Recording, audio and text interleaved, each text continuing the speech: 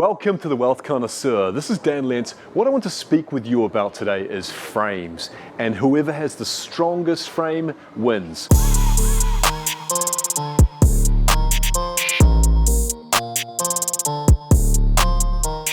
Last week I had to see my brother in hospital where he was hit by a car. Thank God he's okay. We waited for his scan to show there was no breaks, there was no tender damage, thank God. And the doctor said to my brother, hey, I'll give you 2 days. So I thought about this. We have what's called ACC in this country, which is a government insurance. And I said to the doctor, hey, look, I've seen injuries that carry on and linger. I said to the doctor, we've only got one body and we can make money in our whole life. And I know that doctors know about that side of things.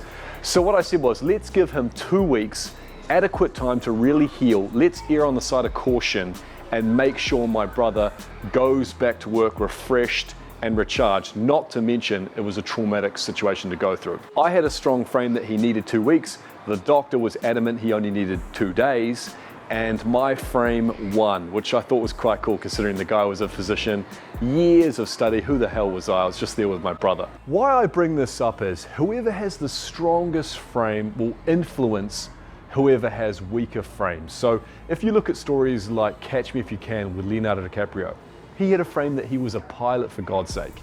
There's so many stories if we look around with this.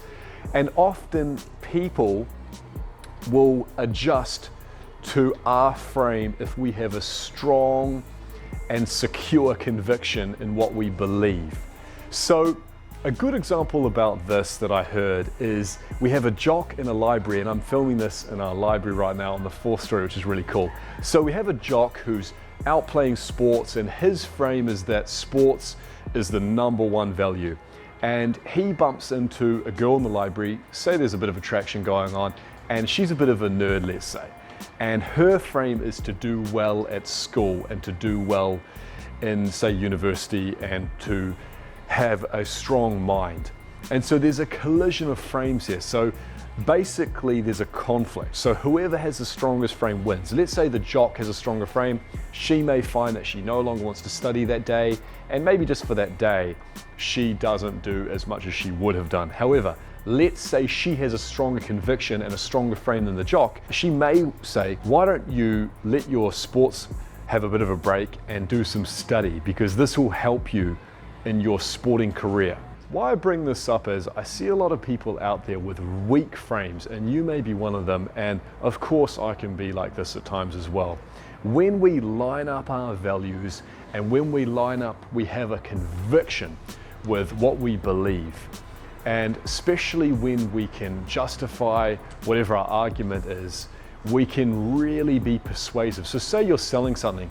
If you have 200 reasons why your product is the best, it is very easy to sell and persuade people because you have such a deep and strong conviction. So what I encourage you to do is, if you're selling or you're starting a business, or if there's something that you really want to have a conviction with, write down 200 reasons why this is a positive thing to do. So I hope that's of benefit to you.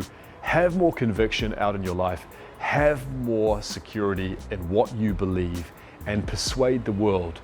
Make an impact.